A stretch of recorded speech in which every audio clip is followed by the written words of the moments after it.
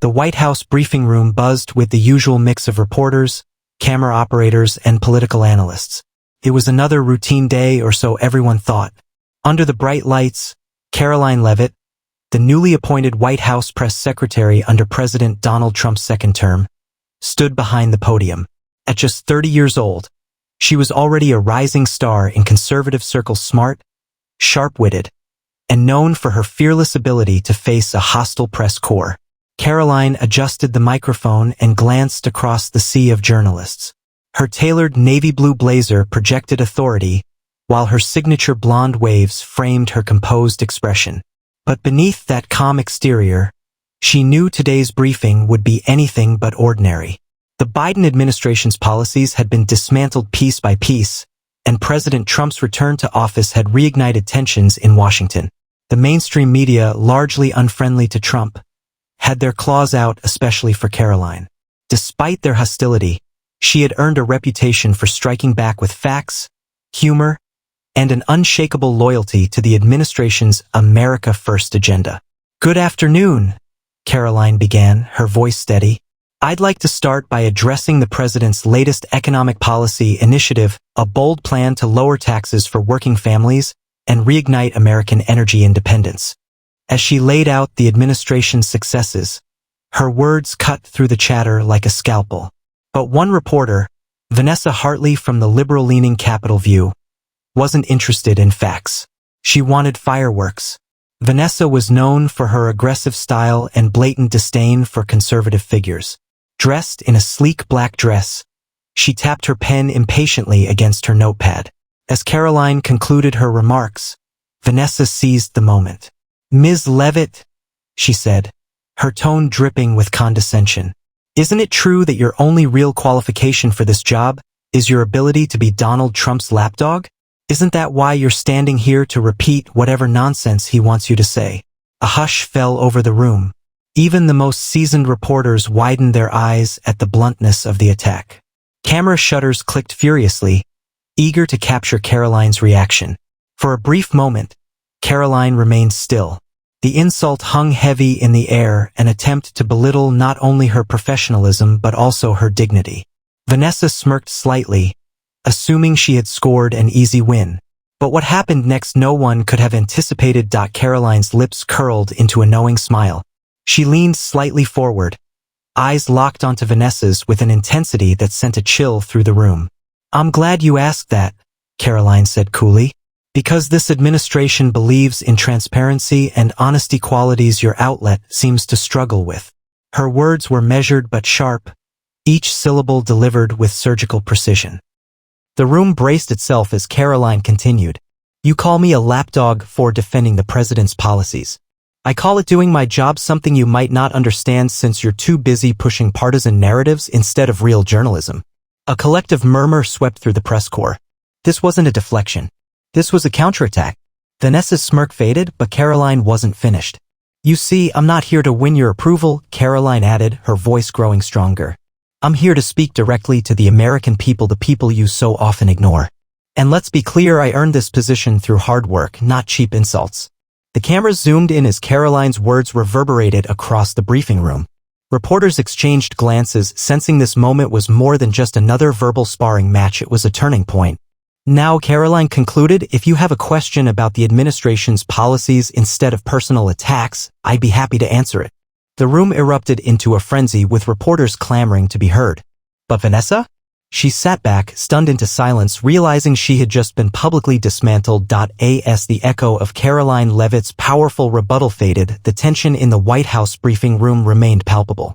Vanessa Hartley, known for her cutting questions and open hostility toward the Trump administration, shifted uncomfortably in her chair.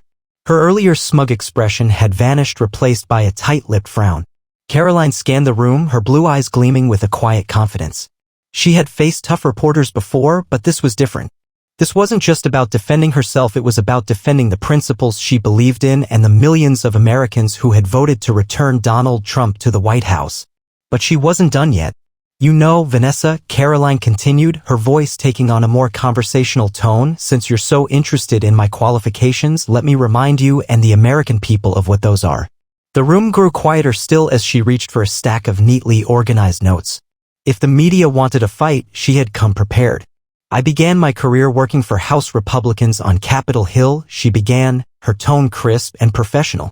I then served as the assistant press secretary under President Trump during his first term. And when I left the White House, I became a national spokeswoman for a major conservative advocacy group. I earned every step of my career through hard work, not because I parrot talking points. Karoline paused, allowing her words to settle. But since you're implying I'm nothing more than a mouthpiece, let's talk about facts, she continued.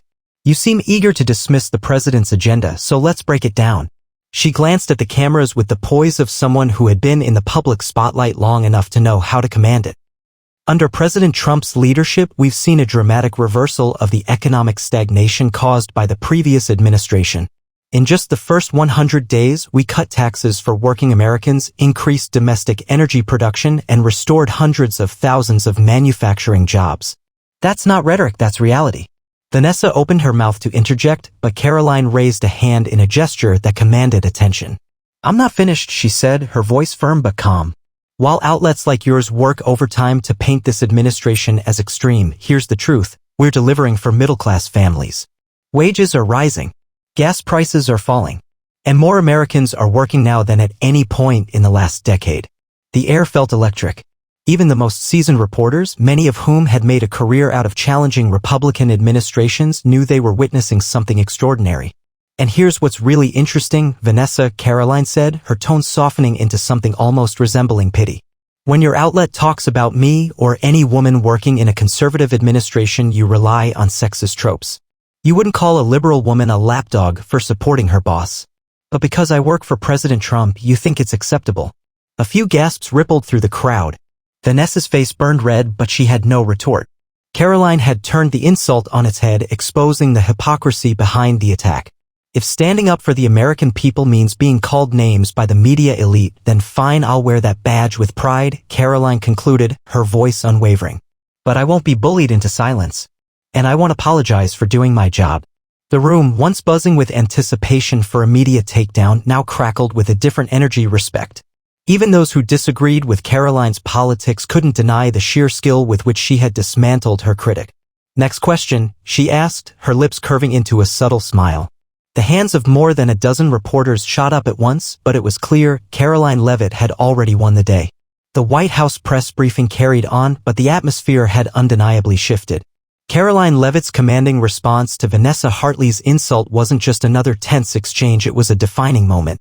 While other reporters fired off policy questions, many still reeled from the verbal fireworks they had just witnessed. Within minutes, the outside world began to react.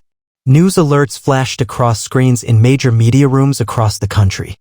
Karoline Leavitt claps back at reporter who called her Trump's lapdog, shuts down the room. Liberal reporters smear backfires as Karoline Leavitt schools the press corps with cold, hard facts. Cable news channels, eager for fresh controversy, began rolling clips of the confrontation on repeat. Within the hour, the hashtag Karoline claps back was trending on social media, with thousands of Americans applauding her fierce, unapologetic style. Inside the briefing room, however, Karoline remained poised, fully aware that the battle wasn't just for the reporters in front of her, but for the millions watching at home. When the briefing finally ended, she gathered her notes and stepped off the podium, maintaining her composure despite the chaos. The usual flurry of voices followed, but one cut through the noise. Ms. Leavitt, Vanessa called out, her tone sharper than before. Karoline paused, turning slowly to face her. Vanessa stood with her arms crossed, her confidence somewhat shaken. Don't you think your defensiveness proves my point? Why so touchy if there's no truth to what I said? A few reporters murmured, anticipating another heated exchange. Karoline, however, simply tilted her head and smiled. Touchy, she repeated, her voice light. No, Vanessa. It's called setting the record straight. When someone tries to reduce your career to a cheap insult, you don't let them define you, you respond with facts. I'd expect a real journalist to understand the difference. With that, Karoline turned on her heel and strode out of the room, her head held high. The clip of Karoline's exchange spread like wildfire. On conservative networks like Newsmax and Fox News, commentators hailed her as a fearless warrior who refused to be bullied. She's exactly the kind of fighter the Trump administration needs, one anchor declared. Karoline Leavitt isn't just defending the president, she's defending millions of Americans who are tired of being mocked by the liberal elite. Social media buzzed with supporters praising her composure and unapologetic stance. "I don't care where you stand politically," Karoline Leavitt just schooled the entire press corps. #Karoline claps back. Finally, a press secretary who doesn't roll over when the media attacks. This is what backbone looks like. Even some unlikely voices acknowledged her skill. On MSNBC, a panel of analysts normally critical of the Trump administration couldn't deny Karoline's effectiveness. "I don't like her politics," one panelist admitted, but she delivered a masterclass in handling a hostile press. If the media thinks it can rattle her, they're in for a rude awakening. But the reaction wasn't entirely positive. Vanessa Hartley, stung by the public humiliation, doubled down in an op-ed published that evening. In it, she described Karoline as a symbol of the far-right's authoritarian agenda and accused the administration of fostering a culture of intimidation. Karoline, however, didn't flinch. When asked for a comment by reporters, her response was simple. "I'm here to deliver the truth, no matter how uncomfortable it makes the press." Back inside the West Wing, the mood was celebratory. Senior aides replayed the exchange on their phones, trading grins as they watched Karoline dismantle the media narrative. When Karoline stepped into the Oval Office for her scheduled debrief, President Trump greeted her with an approving nod. "That," he said, pointing at the television where her rebuttal was still playing, "was one hell of a performance." Karoline smiled. "Thank you, Mr. President. I wasn't going to let her get away with that." Trump leaned back in his chair, the golden light of the Oval Office casting a warm glow on the resolute desk. "They're scared of us because we tell the truth," he said. "And you're doing a fantastic job reminding them that we're not backing down." His words weren't just praise, they were a signal. Karoline knew she wasn't just a spokesperson. She was a critical voice in a movement that believed in fighting back against what they saw as media bias and coastal elitism. "Keep it up," Trump added, a grin spreading across his face. "We've got a lot more to do." As Karoline left the Oval Office, she felt more determined than ever. This wasn't just a job, it was a mission. And no insult, no smear was going to stop her. The morning after the explosive White House press briefing, Karoline Leavitt was everywhere. Cable news, podcasts, social media, her name dominated the conversation. But instead of letting the media define her narrative, Karoline took control. At 8 a.m., she appeared on Fox and Friends, sitting comfortably across from the hosts, as they played the now-viral clip of her shutting down Vanessa Hartley. "Karoline," the anchor began, "the American people saw you take on the press like no one has in a long time. How did it feel to push back against those personal attacks?" Karoline smiled warmly, but there was a steely edge beneath her calm demeanor. "Look," she said, "I'm not here to play games. The American people deserve honesty, not cheap insults from the press. When Vanessa called me a lapdog, she wasn't attacking just me. She was mocking everyone who believes in the president's vision. I won't stand for it, and neither will the millions of Americans who support this administration." Her words struck a chord. Across the country, conservatives rallied behind her defiant stance. Talk radio hosts praised her as a new kind of Republican communicator, one who wasn't afraid to punch back. Karoline didn't stop with friendly outlets. That afternoon, she surprised many by accepting an invitation to appear on CNN's The Situation Room, a program known for its tough questioning of Trump officials. Sitting across from the seasoned anchor, Karoline held her ground. "You called out media bias directly yesterday," the host began, his tone skeptical. "Isn't that just a distraction from the controversies facing the Trump administration?" Karoline didn't blink. "Media bias isn't a distraction. It's a reality," she shot back. "And here's the truth. This administration is delivering results. Lower taxes, stronger borders, and energy independence. But instead of reporting on that, outlets like yours focus on personal attacks. The American people see through it, and frankly, they're tired of it." The anchor shifted uncomfortably, sensing that Karoline wasn't the easy target some had assumed. By the end of the interview, even CNN's typically critical audience had to admit she was a force to be reckoned with. While the media firestorm continued, Karoline returned home that evening to a quieter world. Her apartment in Washington, D.C. was a welcome refuge from the chaos of the day. Yet even there, the impact of her bold stance was undeniable. Her phone buzzed with hundreds of messages. One caught her eye, a text from her mother. "Proud of you. Don't let them tear you down." For Karoline, the battle wasn't just political, it was personal. Growing up in a working-class family in New Hampshire, she had learned the value of grit and determination. Her parents had taught her to stand firm in her beliefs even when it was hard. That lesson had never felt more relevant. As she sipped a cup of tea, she reflected on the whirlwind of the last 24 hours. She knew that being the face of the administration came with a price. The media's scrutiny was relentless and the insults would keep coming. But she had made a decision long ago, she wouldn't be intimidated. Her phone buzzed again. This time it was a message from a former colleague. "They underestimated you. They won't make that mistake again." Karoline smiled. Let them underestimate her. She was just getting started. The fallout from Karoline's confrontation with Vanessa Hartley divided the nation.